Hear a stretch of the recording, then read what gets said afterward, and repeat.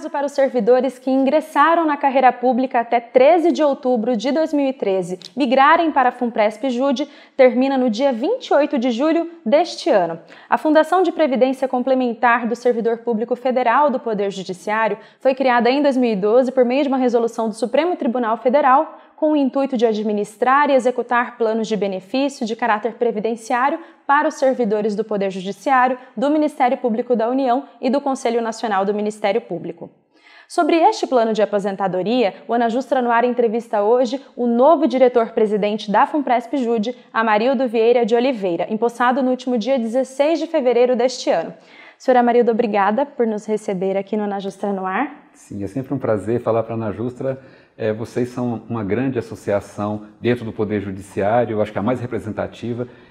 Quando eu recebi o convite, fiquei bastante feliz. Eu acho que é uma oportunidade da gente poder esclarecer as pessoas a respeito da FUNPRESP, né, do plano de benefícios que ela oferece e até tirar alguma das dúvidas que os servidores têm de um modo geral. Sim, obrigada. Para nós começarmos, nós gostaríamos de esclarecer alguns pontos sobre a FUNPRESP. Em que contexto ela surgiu e como que ela funciona? Tá, o contexto foi o da tramitação do PL 1992, que previa inicialmente a criação de apenas uma fundação de previdência, englobando servidores dos três poderes, né? Poder Executivo, Legislativo e Poder Judiciário.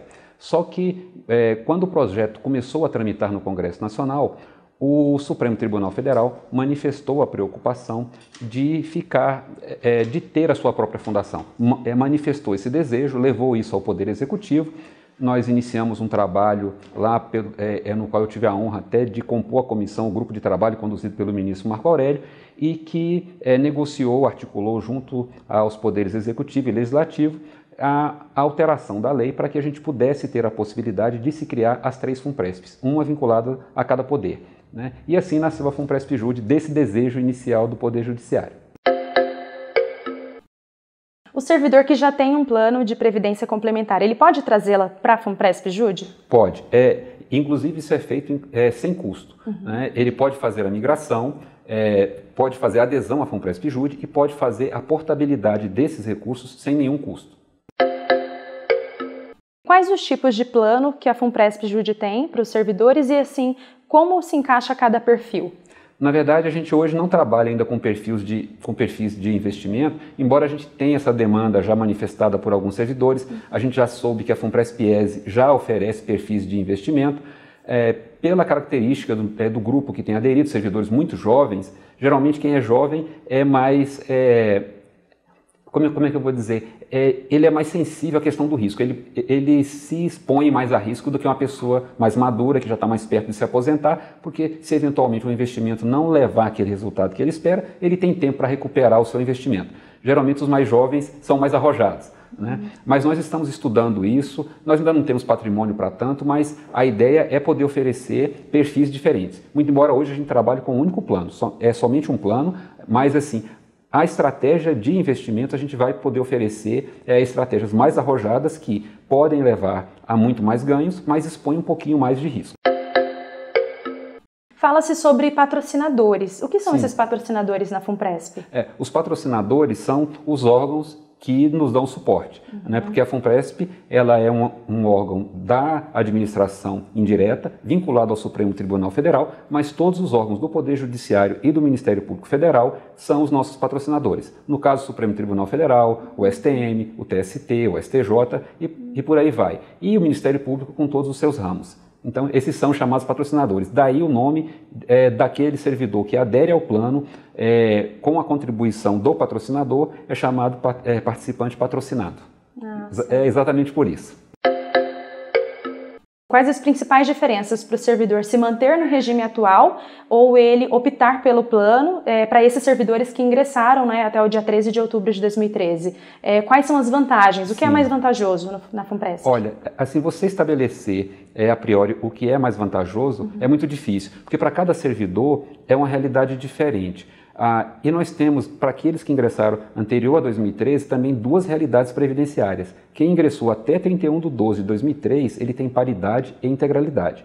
Quem ingressou a partir de 1º de janeiro de 2004 até 13 de outubro de 2013, ele tem média salarial. E a partir dali, quem ingressou a partir de 13, 14 de outubro, ele já está submetido ao teto do regime geral, embora aposentando, que há também uma confusão, e as pessoas, agora eu vou aposentar pelo INSS. Não, você vai continuar se aposentando pelo seu órgão de origem, né? Se é Supremo, STM, TST, STJ, ou alguma seção judiciária, algum TRT, você vai continuar aposentado por lá, vai ter um contra-cheque de aposentado por lá. O seu benefício é que vai estar limitado ao teto do regime geral, ao teto do INSS, mas a aposentadoria é por lá. Então, o que acontece? Nessas três situações, cada um tem que olhar várias coisas para ver se vale a pena aderir. Quem entrou depois, ele não tem alternativa, eu vejo. Por quê? Se ele não aderir, hoje todo servidor do Poder Judiciário ganha acima desse teto do INSS, que hoje é de R$ 5.645,80. Se ele não aderir, na hora que ele for se aposentar, só vai receber esse valor. Então, ele vai ter perda remuneratória, porque ninguém hoje ganha esse valor no Judiciário, já começa um pouco maior do que isso, e ao caminhar na carreira, um técnico termina na faixa de 11 mil, um analista termina na faixa de 18 mil. Então, comparando isso com o teto do INSS, é muita diferença. Então, ele não tem alternativa, ele tem que aderir. Não aderir é deixar de garantir o seu futuro enquanto aposentado. Quem está na regra de média salarial ou na regra de paridade é um pouquinho mais complicado. Por quê? Você vai estar abrindo mão de um direito, um pretenso direito, que você tem de aposentar por uma regra hoje vigente, mas que você tem que ponderar algumas coisas. Quem está na regra de paridade, o que significa a regra de paridade? Paridade é você, ao se aposentar, você vai manter os mesmos direitos e garantias do servidor ativo. Ou seja, tendo reajuste para o servidor ativo, automaticamente o servidor inativo tem reajuste. Qual é a dificuldade dessa regra? Servidor público não tem database. E por não ter database, você não tem uma garantia de periodicidade de aumentos. Então, assim, você pega, no caso nosso específico do Poder Judiciário, nós tivemos um plano de carreira em 1996, o segundo plano, 2002, 6 anos depois. O terceiro plano, 2006, 4 anos depois. E o quarto plano é esse que estamos implementando agora, que foi aprovado em 2016, ou seja, 10 anos depois. Então, a gente chega a nós passamos nesses últimos 22 anos, intervalos de 4 anos sem reajuste até 10 anos sem reajuste. Então, essa paridade é isso, quando você se aposentar, você vai estar sujeito a essa mesma regra. Quem está na regra de média já tem uma situação um pouquinho mais confortável. Ele aposenta pela média salarial das contribuições sobre a base contributiva dele, descartadas 20% piores remunerações, e a partir dali, isso geralmente, via de regra, dá um benefício um pouco menor que o salário da ativa, mas ele tem reajuste todo ano, porque ele vai seguir os índices do INSS. Como janeiro reajusta a tabela do INSS, dos seus benefícios, esse mesmo índice é aplicado para quem é aposentado por essa regra. Então, o que a gente tem observado ao longo dos anos, desde quando a regra entra em vigor? A pessoa se aposenta pela regra de média salarial, ela tem uma perda salarial inicial.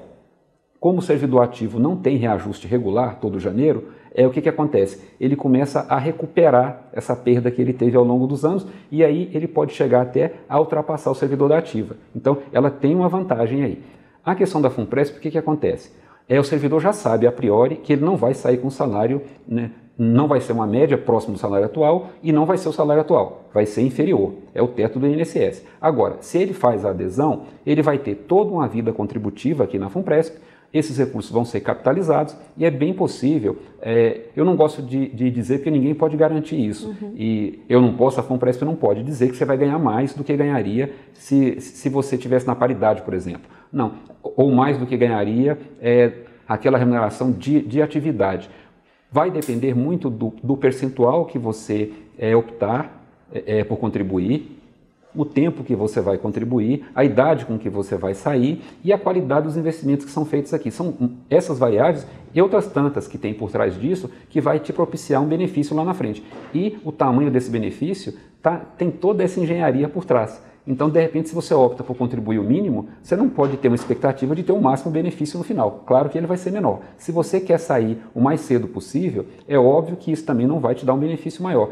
A ideia até pelo perfil dos nossos servidores, quem está ingressando agora, servidores muito jovens, a ideia é que se vai trabalhar 30, 35 anos, 40 anos até se aposentar. Então, essas pessoas têm condições de juntar um patrimônio bastante expressivo aqui e ter um benefício também bastante razoável lá, que pode, inclusive, superar a remuneração de atividade. Mas isso não é uma garantia, né? Vai depender de todos esses fatores que eu te falei. Nós temos notícia de que no plano de previdência dos servidores do Executivo, muitos deles abriram mão da paridade, da integralidade, né, para aderirem ao plano. Alguns servidores de carreira de Estado, como da Receita Federal e da Advocacia Geral da União. Isso está ocorrendo na FUNPRESP-JUDE? Está. Tá? Eu sou um exemplo. Eu também fiz isso. Eu sou um servidor que já com 26 anos dentro do Supremo Tribunal Federal, eu sou servidor do Supremo Tribunal Federal e optei agora em fevereiro por fazer a migração. Né? Isso ocorre, eu não sou o primeiro caso, mas assim, a gente tem conhecimento, lá no próprio Supremo tem colegas meus que já migraram antes de mim e tem vários que estão fazendo levantamentos agora para ver o valor, porque a nossa situação ela é um pouquinho diferenciada. O servidor que já estava na regra anterior, em tese o governo teria que te devolver tudo aquilo que você contribuiu acima do teto do INSS, já que agora, se você migrar para a FUNPRESP, você vai ter lá um benefício submetido ao teto do regime geral. Então, tudo aquilo que você contribuiu acima disso teria que ser devolvido. Como o governo não tem esse dinheiro para devolver para você imediatamente, o que ele fez? Além do teto do INSS, quem se aposentar por essa regra nova, migrar, ele vai ter também o chamado benefício especial, que é calculado para considerar esse tempo de serviço público que ele pagou acima do teto do INSS e que ele não vai mais levar pelo regime próprio. Então, todo mundo está fazendo esse cálculo e aí, a depender do valor que se encontre, aí você vai somar com aquele benefício que você tem aqui. Se você achar que a situação é vantajosa, você faz a migração. Muita gente está fazendo esse movimento, já em vários órgãos. A gente tem conhecimento de juízes que fizeram migração, procuradores que fizeram migração e vários servidores que eu conheço que ou migraram ou estão estudando a possibilidade com bastante carinho. A FUNPRESP do Executivo também, ela estuda a instituição de perfis de investimento para que cada servidor possa escolher a seu modo, né, e a seu critério, entre formas de aplicações mais ou menos arrojadas. Qual a opinião do senhor sobre isso? Assim, a FUNPRESP-JUDE pretende fazer algo nesse sentido? Eu já tinha até abordado isso en passant, mas o que acontece? A gente ainda não tem patrimônio suficiente, a nossa quantidade de participantes, em torno de 10 mil, não nos permite diversificar ainda, porque isso tem custo para a gente também. Né? Mas já tem demanda aqui, já tem servidores que estão querendo fazer perfis de investimento mais arrojados, inclusive. Isso é típico de quem é mais novo. Quem é mais novo, via de regra, é mais arrojado e também tem tempo para se recuperar de eventual investimento que a gente faça dentro desse perfil e que não renda o esperado. Então, isso é bem típico da idade mesmo. Quem tem mais idade é mais conservador, é mais precavido. Quem é mais novo, geralmente, é mais arrojado, é mais afoito e quer arriscar um pouquinho mais. Está mais suscetível a risco. Onde que o servidor que ingressou até o dia 13 de outubro de 2013, ou mesmo até 2003, na carreira pública, pode obter dados, fazer simulações, elementos sobre as vantagens e as desvantagens dele optar ou não pelo fundo? Olha, a FUNPRESP tem feito vários eventos, o nosso diretor de seguridade tem ido a vários órgãos fazer palestras nesse sentido, eu também tenho ido, a gente tem promovido essa divulgação porque o prazo está se exaurindo. E agora, depois que a FUNPRESP já está sedimentada, esse já é um assunto que já está internalizado nos órgãos, todo mundo já conversa hoje sobre previdência, agora é que teve o despertar para essa questão, quando o prazo está se exaurindo. Então, assim, as pessoas têm que, primeiro, calcular o benefício especial, porque isso é importante, saber quanto que ele vai ter além do teto do INSS, para ele comparar com a remuneração atual, para ver se vale a pena fazer a migração ou não. Pode nos procurar aqui, nós temos um simulador que a gente pode fazer um cálculo aproximado, porque na verdade quem tem que fazer esse cálculo é o seu órgão patrocinador, é o órgão de origem de cada servidor, porque ele é que tem as fichas financeiras, tem todo o dado de remuneração, pode atualizar esses valores com precisão e dar um cálculo correto para o servidor. Mas ele pode nos procurar também, que a gente pode orientá-lo nesse sentido. Agora, as vantagens, isso é uma questão muito pessoal, porque não se pode esquecer que é uma opção totalmente individual. Eu ouvi, e muitos colegas ouvem isso, assim, gente que já tem mais tempo de serviço público e opta por migrar, fica todo mundo assim assombrado, querendo saber o porquê que migrou. Ah, se você migrou, eu vou migrar também. Não é assim que a coisa funciona. A gente tem que olhar isso com muita cautela, você tem que avaliar prós e contras, você tem que avaliar a sua situação individual. Primeiro, quanto tempo ainda lhe resta para poder aposentar, que vantagens incorporadas você tem, que isso pode ter algum reflexo, expectativa em relação à reforma da Previdência, é uma coisa a ser considerada. Se você tem cônjuge, servidor público, é outra questão a se considerar, porque ficando atrelado ao regime anterior, A proposta de reforma de previdência que tem sido desenhada é não se permitir mais que o cônjuge sobrevivente acumule a pensão do outro. Ele vai ter que optar.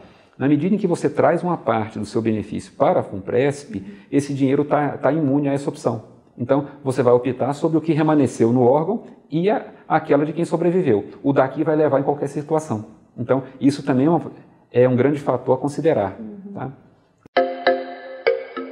Que precauções estão sendo tomadas para que não aconteça problemas de gestão semelhantes ao que aconteceram com outros planos, como o Petros e o Postales, por exemplo? É engraçado essa questão também, é uma pergunta sempre recorrente em todos os fóruns que a gente discute e que tem o auditório de pessoas interessadas em querer saber, sempre vem a pergunta em relação a esses fundos Postales mais especificamente.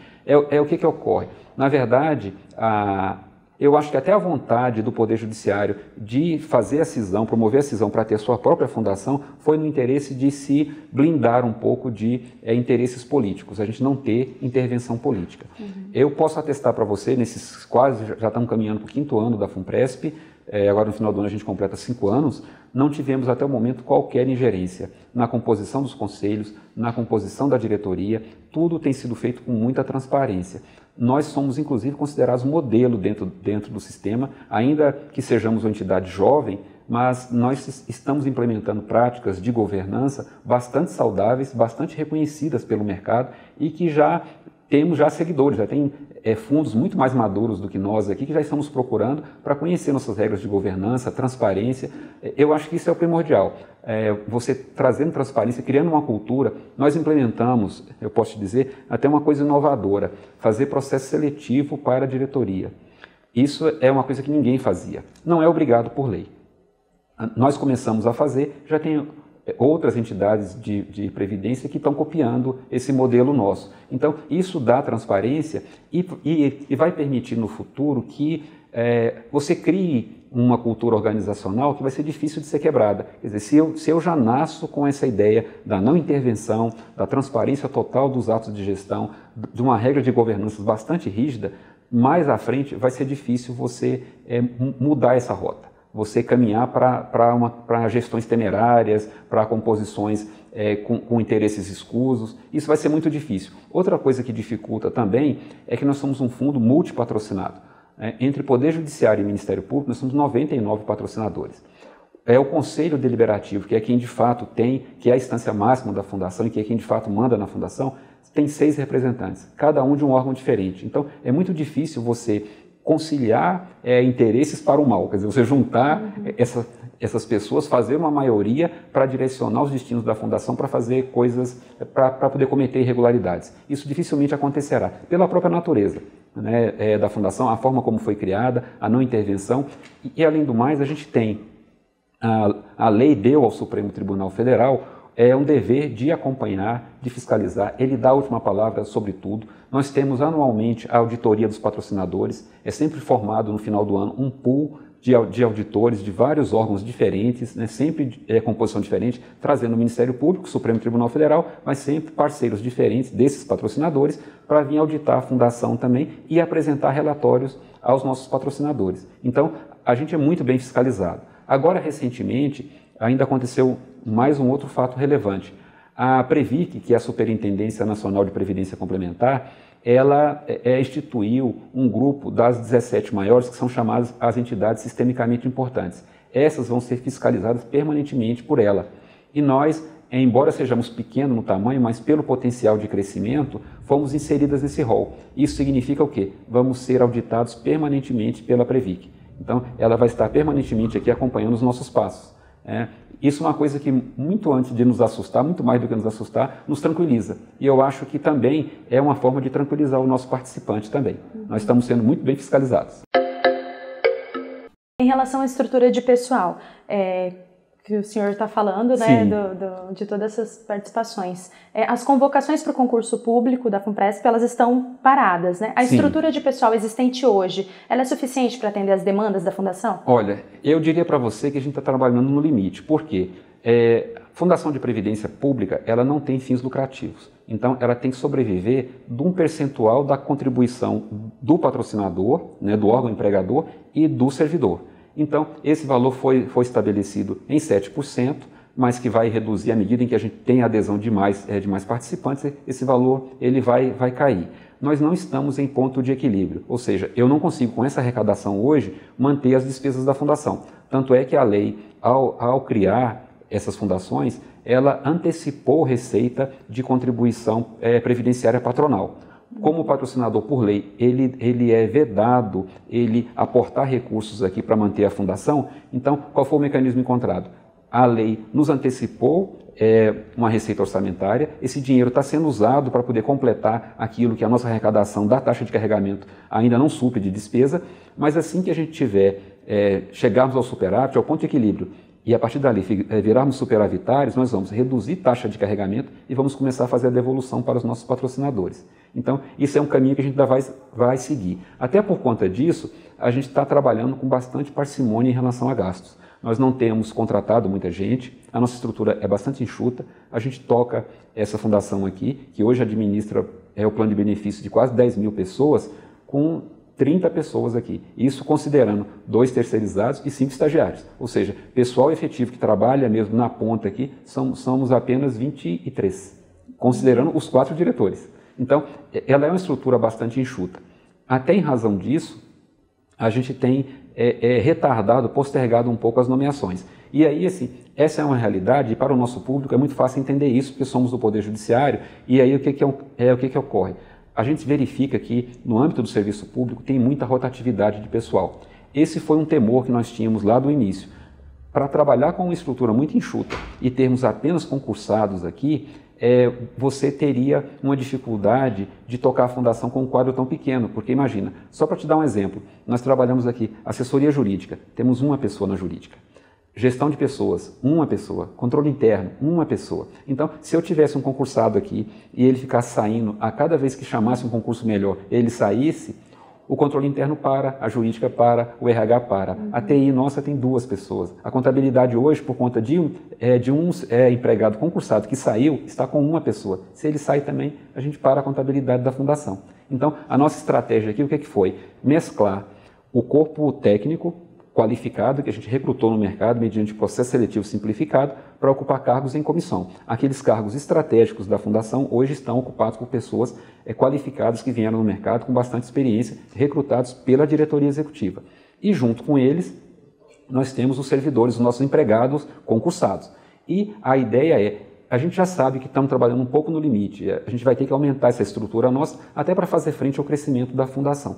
Mas a gente vai fazer isso também com muita cautela para evitar um crescimento desmedido e isso impedir que a gente alcance o ponto de equilíbrio. Então a ideia é a gente conciliar essas 2 coisas. Eu tenho que conciliar o crescimento da fundação com esse aumento de despesas, tem que conciliar com a nossa receita. E ela decorre de quê? Do crescimento da fundação. E o nosso crescimento vem do número de adesões. Então, quanto mais gente aderir, mais rápido alcançamos o ponto de equilíbrio. Mais rápido eu posso também estruturar melhor a nossa fundação e chamar mais concursados. A ideia é essa. Mas a gente vai ter sempre esse equilíbrio, até porque a fundação, ainda que ela alcance o ponto de equilíbrio, supere isso, a gente tem uma condição saudável, robusta, interna aqui, não é ideia do Conselho Deliberativo fazer uma estrutura inchada. A gente já nasceu pequenos, nascemos com uma estrutura enxuta, vários processos já tudo manualizados, tudo com fluxo de processo tudo definido, muita coisa informatizada, então a gente trabalha com muitos sistemas aqui. Então a ideia, nunca, mesmo que a fundação se torne uma fundação madura, nós não vamos ter um quadro de pessoal muito grande. Ela vai ser uma estrutura leve. Ainda tentando esclarecer um pouquinho mais para o servidor que pensa em migrar e aderir. Comparado a outras previdências, a Previdência Aberta, por exemplo, a taxa da FUNPRESP pode ser considerada alta. Existe algum estudo para redução desses custos? Existe. Como eu te falei, o que ocorre? A legislação que regula isso, ela nos permite cobrar taxa de administração de 1% ou taxa de carregamento de até 9%. O Conselho Deliberativo, no início de funcionamento, estabeleceu em 7%. Mas o nosso compromisso aqui é de abaixar esse valor. Agora, para abaixar, é como eu te disse, nós temos que alcançar o ponto de equilíbrio. Eu tenho que ser sustentável com essa taxa de carregamento. Hoje nós não somos ainda, mas estamos quase chegando lá. A expectativa é de que no final desse ano ou virada para 2019 a gente alcance o ponto de equilíbrio. A partir daí nós vamos mesclar devolução dessa antecipação que foi feita pelos patrocinadores para a gente poder iniciar o funcionamento com a redução da taxa. Quando você fala de comparação com fundos privados, o que ocorre? Muitos fundos cobram taxa de administração. Tem que ter muito cuidado com isso. Tem fundos mais modernos, mais agressivos, que cobra taxa de administração anualizada. Então, uma vez por ano, ele cobra lá um percentual do seu patrimônio. Esses, de fato, estão cobrando mais barato. Mas tem uma situação de mercado que é muito enganadora. E nossos servidores conhecem isso e vêm nos perguntar e vêm cobrar dessa diferenciação. Eu tenho um fundo que eu consegui que ele me cobra 1% de taxa de administração. Vocês estão cobrando 7%, está muito alto. Só que ocorre o seguinte, o nosso é 7% da parcela que entra. O 1%, via de regra, em muitos desses fundos privados, é 1% do patrimônio. Ou seja, você paga 1% de janeiro a dezembro. Então, daquele dinheiro que entrou em janeiro, você paga 12%. Aquele que entrou em fevereiro, você vai pagar 11%. Na prática, é todo o dinheiro que entra e o saldo que está na conta é tributado todo mês, em 1%. Então, na prática, isso acaba quase que igualando com a nossa. Né? Eu já fiz esse exercício em relação a uma taxa de 1% anualizada, ela dá 6,5%. É 6,5%. Engana muito, né? Porque assim, e o nosso vai ter uma vantagem. Toda contribuição esporádica que se faz, facultativa, ele não tem taxa de carregamento. Ela entra sem nenhum desconto. Quem adere e faz portabilidade a pessoa ingressou no Poder Judiciário, ou já era servidor, resolveu migrar para a FUNPRESP, ou aderir àquele que está entrando agora. E ele tinha uma previdência privada, tem lá, já juntou um patrimônio lá. Ele adere aqui ao plano, quando ele faz a portabilidade desse recurso para cá, ele não paga nada. Esse recurso vem, o Conselho determinou, contribuição extraordinária ou portabilidade, a taxa de carregamento é 0. Então a gente não cobra nada. Mas a ideia é, a partir desse ano que vem, já começar a trabalhar já pela redução. Aproveitando esse momento que as pessoas estão declarando o imposto de renda, né? Sim. As contribuições de um servidor que ingressar na FUNPRESP pode ser deduzidas do imposto de renda? Pode, até o limite de 12%. O que ocorre hoje? Aquele servidor que está na regra de média salarial, que é aquele que ingressou anteriormente à criação da FUNPRESP, ou está na regra de paridade, ele recolhe 11% de toda a remuneração para o regime próprio, né? Se ele adere à FUNPRESP, ele vai ter a contribuição limitada a 11% dos 5.645, que é o teto do INSS. Aqui, as nossas contribuições elas estão limitadas de 6,5% a 8,5%. Então, vai sobrar ainda mais uma gordurinha aí que ele poderia complementar, pagar como contribuição facultativa para chegar nos 12%. Até os 12% ele pode ser somados. O que ele recolhe para o regime próprio, o que ele recolhe aqui de contribuição normal, mais a contribuição facultativa, até o limite de 12%, você abate tudo no imposto de renda. Senhora Marilda, o senhor quer fazer mais alguma consideração? Falar aos nossos associados? Bem, eu acho que eu até surpreendi você aqui falando sobre a migração, né, pelo fato de ter migrado. Eu acho assim, que essa é uma opção muito boa a se considerar, eu acho que os servidores têm que levar isso em consideração. Eu sei que não é fácil decidir, nós servidores públicos, nós ingressamos e não temos nenhuma preocupação em relação à aposentadoria. Não tínhamos, né, que a partir de 2013 agora, já no ingresso você tem que se preocupar com isso. Eu diria o seguinte, avalie com carinho. É uma boa possibilidade, a FUNPRESP é uma entidade séria, segura, a gente tem feito investimentos robustos, estamos com a rentabilidade acima das nossas metas e a gente quer manter essa rota de crescimento e de consolidação no mercado previdenciário. Então, eu peço que as pessoas acreditem na FUNPRESP. Acreditem, aqui está sendo feito um trabalho com bastante seriedade e que a gente com certeza vai oferecer um plano de benefícios de qualidade para os nossos associados. Eu digo isso agora com tranquilidade, porque quando eu fazia palestra sobre isso, eu sempre ouvia aquele questionamento, mas é muito bom, mas você aderiu? Eu não tinha aderido, agora eu posso falar, eu aderi e estou feliz com a minha opção. Agora, é como eu disse, compete a cada um, né, tomar essa decisão, se for o caso de migrar, porque a lei deixa muito claro, é uma opção individual, irretratável e irrevogável. Uma vez tomada a decisão, você não pode se arrepender dela e voltar atrás. Quer dizer, não tem retorno. Então, por isso, assim, nós não incentivamos a migração, mas a gente diz o seguinte para as pessoas, olha, avalie com carinho essa possibilidade, mas decida com tranquilidade e com serenidade, porque uma vez tomada a decisão, isso não tem volta. E se você quiser saber mais informações sobre o processo de migração, saber se vale a pena migrar, eu convido para assistir ao webinar que vai ocorrer na próxima terça-feira, dia 13, de 15 às 17 horas. Mais informações, procure saber aqui no site da FUNPRESP. E quem ingressou até o dia 13 de outubro de 2013 tem só até o dia 28 de julho para fazer essa Isso. opção.